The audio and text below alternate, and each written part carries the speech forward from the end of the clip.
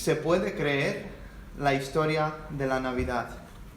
¿Cómo en pleno siglo XXI alguien con algo de sentido crítico podría pensar que la historia de la Navidad cuenta hechos reales del pasado? ¿No es un paso irracional aceptar que una joven virgen pudiera quedarse embarazada sin la intervención de un varón? Parece inverosímil, ¿no es así?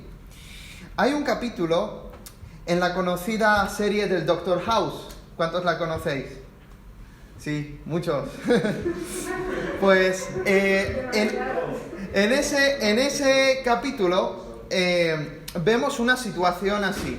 La chica se quedó embarazada, pero dice no haber tenido relaciones sexuales con su novio y que su novio es virgen. Luego llega con el novio y el Dr. House le explica al novio que esto a veces ocurre.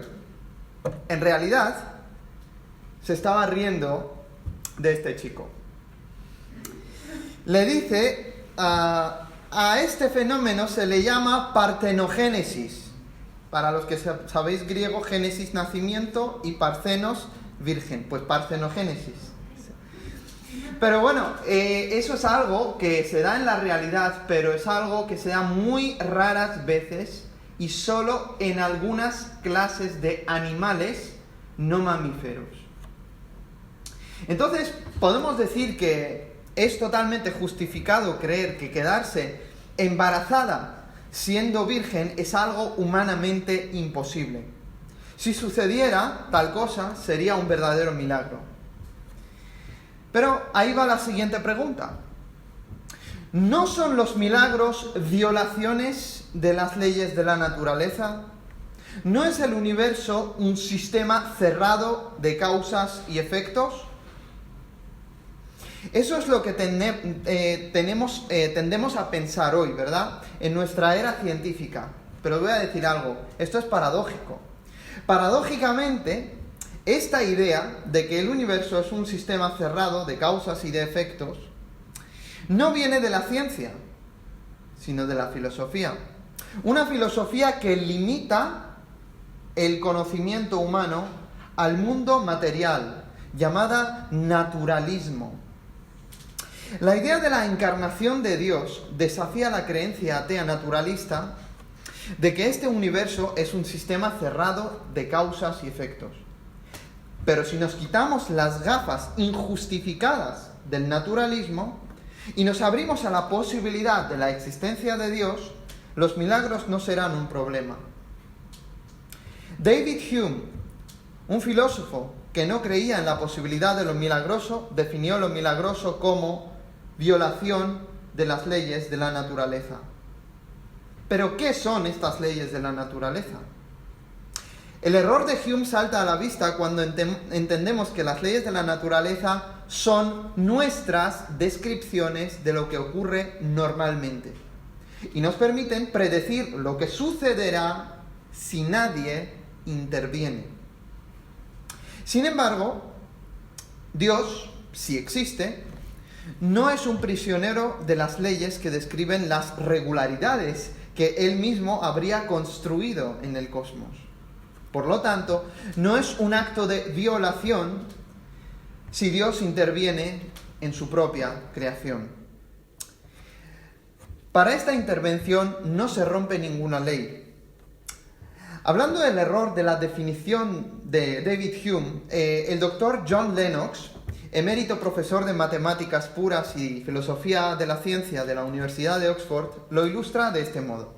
Dice, supongamos que puse 100 libras esterlinas en el cajón de mi hotel la noche pasada y puse otras 100 esta noche.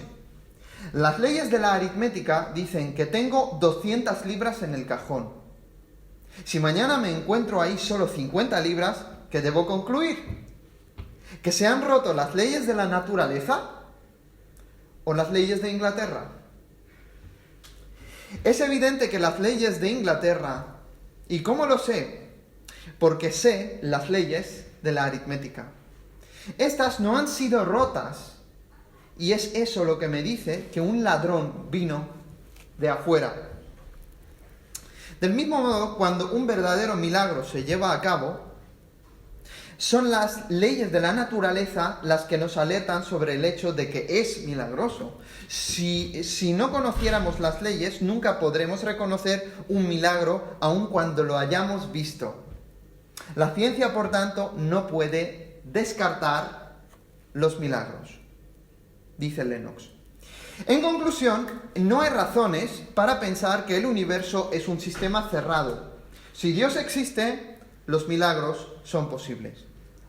Bien, entonces, los milagros son posibles. Si los milagros son posibles, el nacimiento virginal por obra de Dios es posible. Pero no creas que por tener una cosmovisión, una visión del mundo religiosa, los creyentes aceptan cualquier historia de carácter milagroso de manera crédula y racional. Ponte en la situación de María, ¿vale? Hace 2000 años. Para ella tampoco era algo fácil. Voy a citar el Evangelio de Lucas, una de las 4 biografías acerca de Jesús. Dice: María replicó al ángel: yo no tengo relaciones conyugales con nadie. ¿Cómo pues podrá sucederme esto? El ángel le contestó: el Espíritu Santo vendrá sobre ti y el poder del Altísimo te envolverá. Por eso el niño que ha de nacer será santo, será hijo de Dios. Mira, si no, a Elizabeth, tu parienta, también ella va a tener un hijo en su anciandad. La que consideraban estéril está ya de 6 meses, porque para Dios no hay nada imposible. María dijo: yo soy la esclava del Señor, que Él haga conmigo como dices. Entonces el ángel la dejó y se fue. Ahora, pasemos a José. ¿Crees que para José esto era algo creíble? Dirás, bueno, él era judío y creía en el Dios de Israel y no tenía problemas en aceptar esa pretendida concepción virginal que María le había relatado. ¿De verdad crees eso? Si José era un ser humano de carne y huesos como tú y como yo, reaccionaría de otra forma, ¿no? Cito el Evangelio de Mateo. José, su esposo, que era un hombre justo, no quiso denunciarla públicamente, sino que decidió separarse de ella de manera discreta. Estaba pensando en esto cuando un ángel del Señor se le apareció en sueños y le dijo: José, descendiente de David, no tengas reparo en convivir con María, tu esposa, pues el hijo que ha concebido es por la acción del Espíritu Santo. Y cuando dé a luz a su hijo, tú le pondrás por nombre Jesús, porque él salvará a su pueblo de sus pecados. Todo esto sucedió en cumplimiento de lo que el Señor había dicho por medio del profeta: una virgen quedará embarazada y dará a luz un hijo, a quien llamarán Emmanuel, que significa en hebreo Dios con nosotros. Cuando José despertó del sueño, hizo lo que el ángel del Señor le había ordenado. Recibió en casa a María, su esposa, y no tuvo relaciones conyugales con ella hasta que dio a luz un hijo al que José puso por nombre Jesús. Aquí no vemos ninguna señal, ni de que los autores de los evangelios, ni de que los padres adultos del niño Jesús estuvieran inclinados a creer en cuentos de hadas. Por el contrario, cada uno necesitaba una explicación de lo sucedido, pero la explicación solo podía ser sobrenatural. El ángel se encargó de anunciar a María la concepción virginal del Hijo de Dios. Un ángel también se encargó de convencer a José, su marido, del relato inverosímil de María sobre su embarazo virginal. Llegados a este punto, necesitamos comprender lo siguiente. Todos los que estamos aquí, todos creemos en un nacimiento virginal. Probablemente no lo hayas pensado antes, pero en realidad eso mismo es lo que nos ofrece la cosmovisión naturalista, materialista. La pregunta correcta sería: ¿cuál opción requiere más fe, el naturalismo o el teísmo? Vamos a hablar de dos. De un lado, tenemos el origen del universo de la nada. Veamos varias citas de intelectuales naturalistas. Según Stephen Hawking, quien proponía una explicación atea del universo, dice: el universo puede crearse y se creará de la nada. La creación espontánea es la razón por la que hay algo en lugar de nada, la razón por la que el universo existe, la razón por la que nosotros existimos. Un nacimiento virginal. Otro intelectual ateo, Peter Singer, famoso profesor ateo de la Universidad de Princeton, dice: podemos suponer que de algún modo en el caldo primigenio varios grupos de moléculas se empezaron a reproducir, así que no creo que necesitemos ninguna explicación milagrosa o misteriosa. ¿Veis a lo que me refiero? Todo el mundo cree en un nacimiento virginal, incluidos los ateos. Para acabar de ilustraros este punto, quiero citar a Quentin Smith, otro prominente filósofo ateo. Dice: el hecho es que la creencia más razonable es que venimos de la nada, por medio de la nada y para nada. Deberíamos reconocer nuestro fundamento en la nada y sentirnos maravillados ante el asombroso hecho de que tenemos la oportunidad de participar brevemente en este increíble destello que interrumpe sin razón el reino del no ser. Por el otro lado, tenemos el nacimiento virginal de Jesús de Nazaret, donde el Creador decide encarnarse, decide entrar en nuestro mundo terrenal para redimirnos de nuestro principal problema y de las consecuencias de nuestro alejamiento de Él. Y para ello pone una semilla en María. De esta concepción milagrosa sale el hombre cuya vida y cuyas palabras, indiscutiblemente, yo creo, han cambiado el mundo y las vidas de sus seguidores, y eso sigue sucediendo hasta el día de hoy. Por ende, ¿cuál es el nacimiento virginal más probable? ¿Un nacimiento de un universo perfectamente ajustado y orquestado para que haya vida inteligente, pero de la nada, sin causa alguna y sin propósito alguno? ¿O el nacimiento virginal de Jesús, donde Dios interviene sobrenaturalmente y entra en su creación para llevar a cabo la obra de redención más grande jamás contada? Si Dios decide encarnarse, hacerse hombre, hacerse uno de nosotros, ¿no sería de esperar acaso que lo hiciera de una manera extraordinaria? Al fin y al cabo hablamos de Dios. Como dijo el ángel que habló a María, para Él nada es imposible. Mientras mucho de lo que sabemos de la historia de la antigüedad se basa en una sola fuente escrita, y además a veces registrada cientos de años después de la vida de ese personaje, la historia de la Navidad en particular está respaldada por dos fuentes independientes, Mateo y Lucas, ambas escritas en el mismo siglo y no siglos más tarde.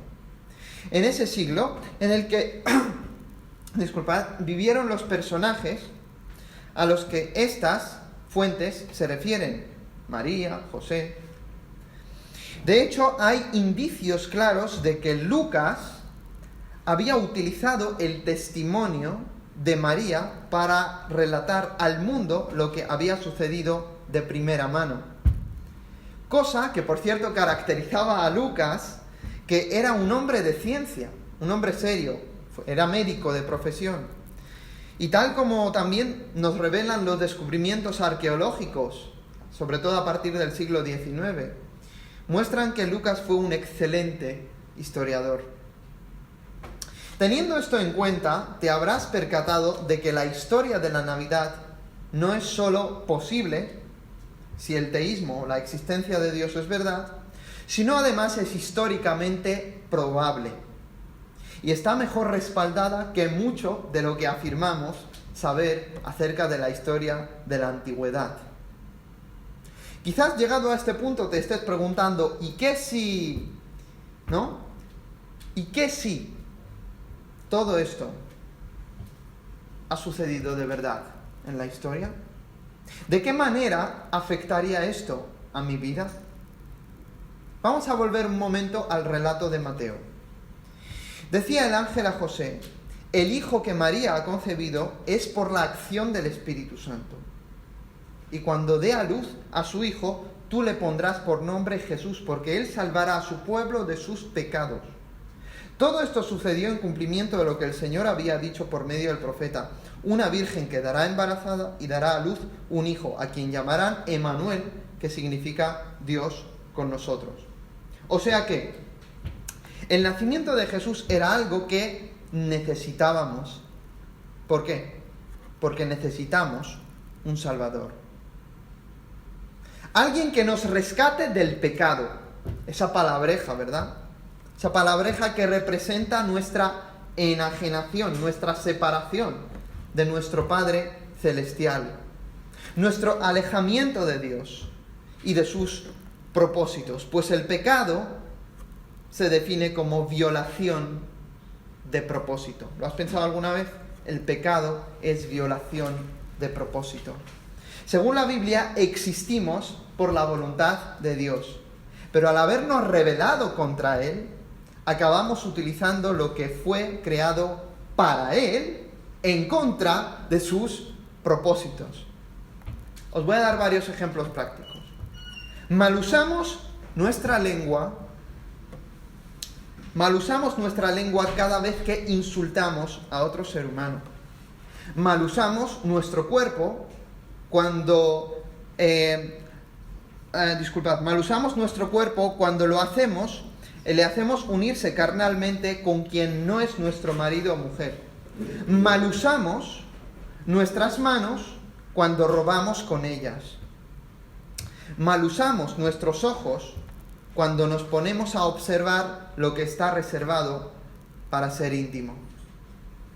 Mal usamos nuestro tiempo, nuestra juventud y fuerza cuando no ponemos a Dios y su palabra como prioridad en nuestras vidas.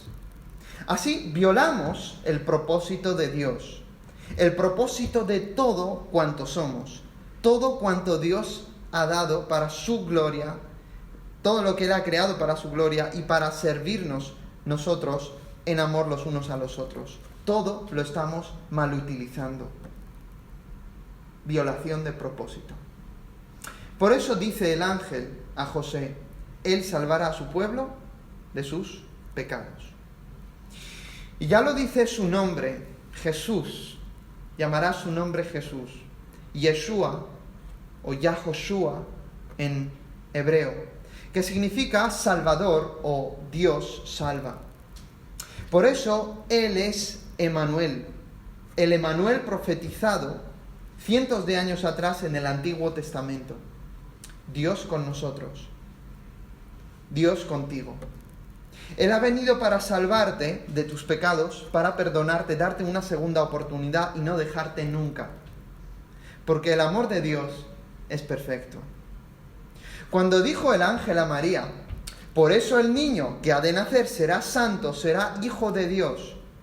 Solo alguien santo, hijo de Dios, es decir, alguien que había salido de Dios, alguien que no estuviese contaminado de nuestro virus innato del pecado, el cual nos lleva como a esclavos a querer romper las normas de Dios y a violar sus propósitos cada día. Incluso en nuestros pensamientos y nuestras motivaciones. Solamente Él podría ser un día el perfecto fiador y sustituto legal tuyo y mío, para llevar sobre sí todas las consecuencias de nuestras acciones. El inocente por los culpables. Una vida de valor infinito entregada por seres humanos finitos, como tú y como yo, con una deuda imposible de pagar a un juez absolutamente justo y santo, a quien le debemos en realidad todo lo que somos y todo lo que tenemos. Él nació para dar su vida en tu rescate, y este regalo de la Navidad el verdadero regalo. Lo puedes recibir hoy. Esta noche, Dios te extiende esta oportunidad que no sabes si vas a volver a tener mañana. Mi pregunta es, ¿quisieras conocer a Dios? ¿Deseas conocer a aquel que te ama tanto?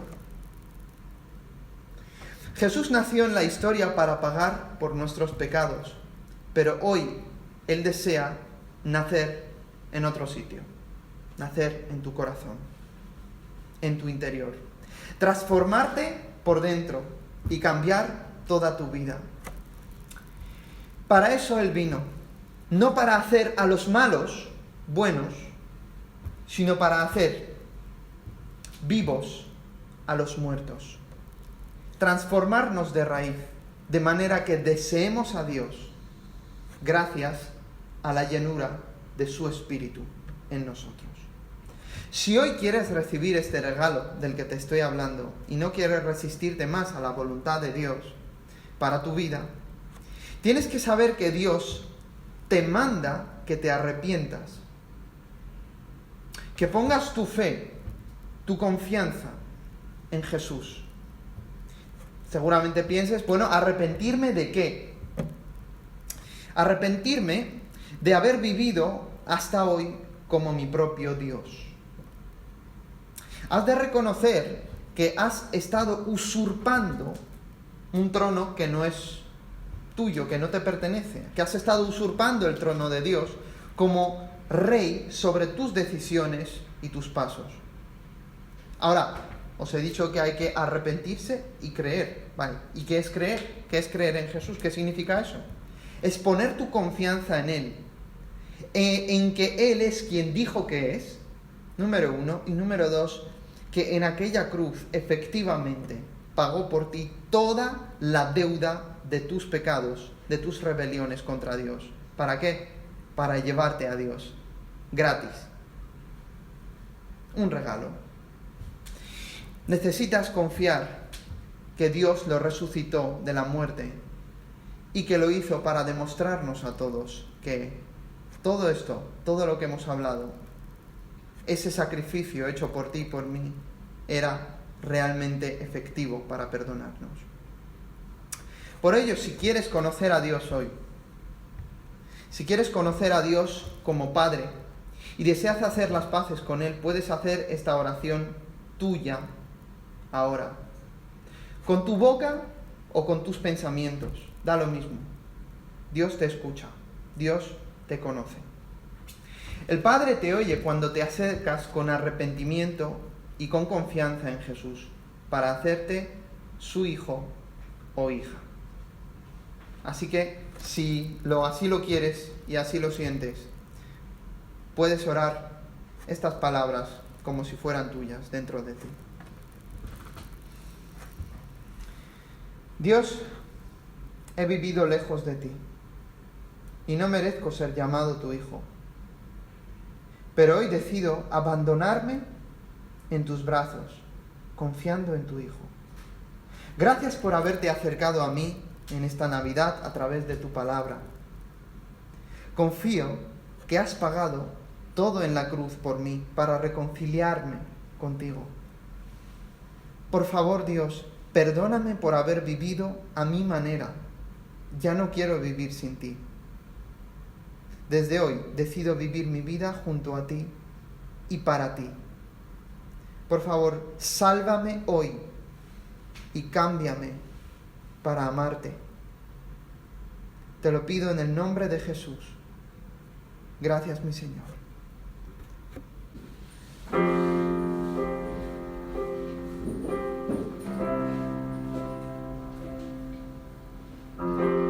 Le enviaron solo a Él, que volase a Nazaret. Corre, ángel Gabriel. Ya no quiero esperar más. Llevo una eternidad deseándome acercar. Ve y dile a esa mujer que aún recuerdo lo que hablé.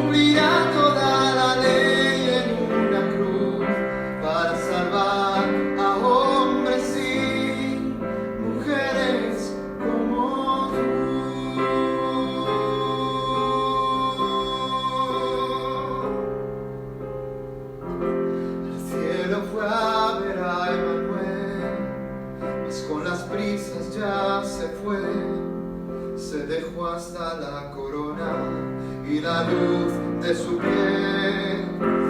¿Para qué vas a bajar? No sé si entenderá lo que es la Navidad.